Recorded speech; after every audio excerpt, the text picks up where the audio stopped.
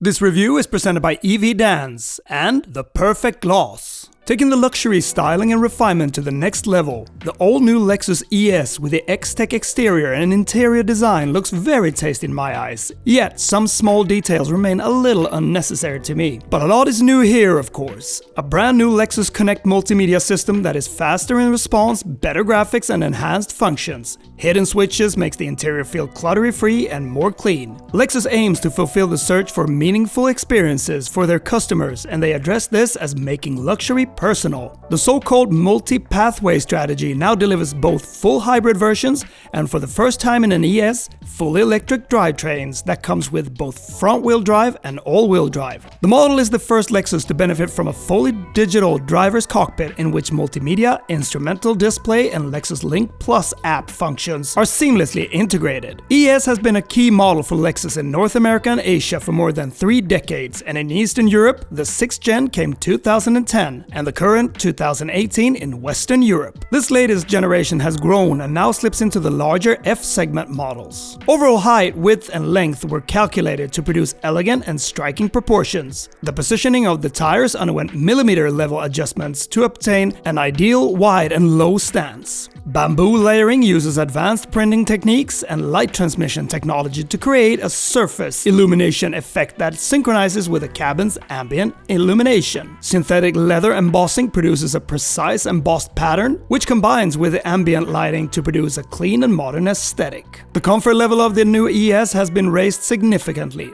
New isolation in the doors and better windows, with new designed front seats helping the driver to maintain a perfect posture thanks to a better shoulder blade support, which makes controlling the car a lot easier and with more convenience and involving the driver a lot more. The new Lexus ES will go on sale spring 2026. This is a looker, and I just love sedans, and that is something different from crossovers and SUVs. This is the way cars should look. I just love it.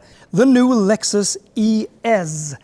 Well, I think it got real good, nice proportions. Look how sleek it is, and it has also become a lot bigger. It's over 5 meters in length. So stylish and rather sharp.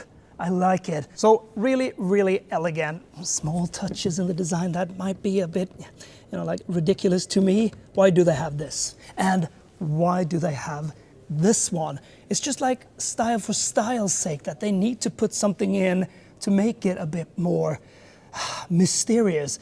Because I think that part, it just ruins the side of it. I mean, remove that and it would just look super classy.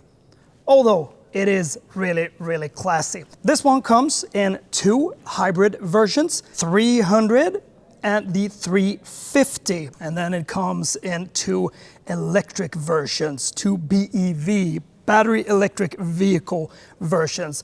One 350 and then one 500. And on the 350 electric, you get front-wheel drive.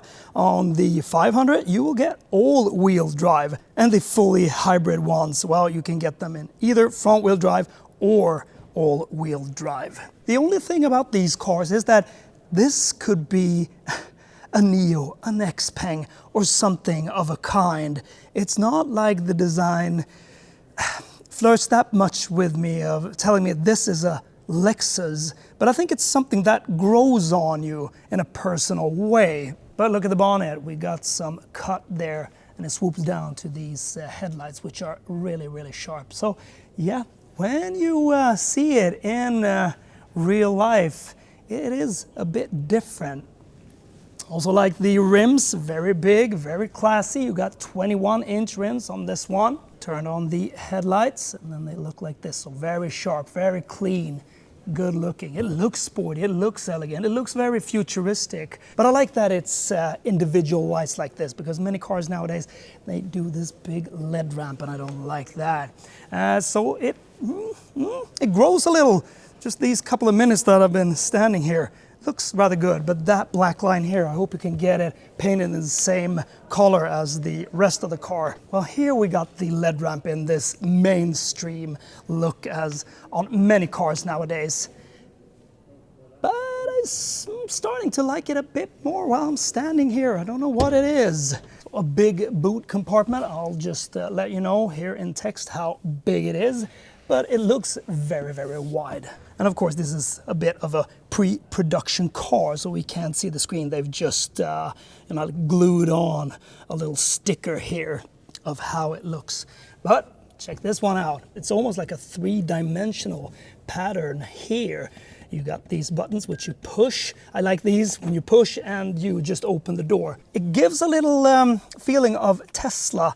And when I saw it on the pictures, I thought that, oh my God, are we here again where we need to be that, minimalistic? But it isn't.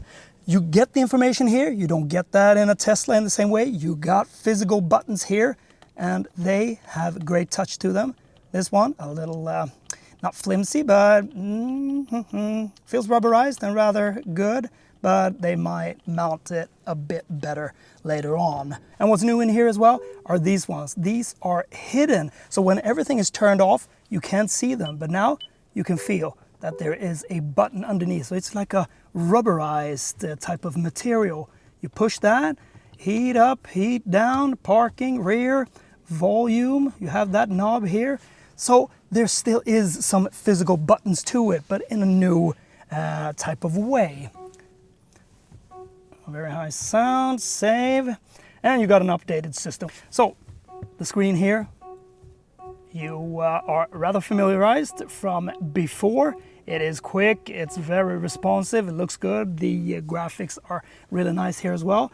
And you got some of it collected in the screen. Put your phone down there and you got this little gear lever as well, as in the new RAV4 cup holders. And then you got this pocket which you can open from side to side.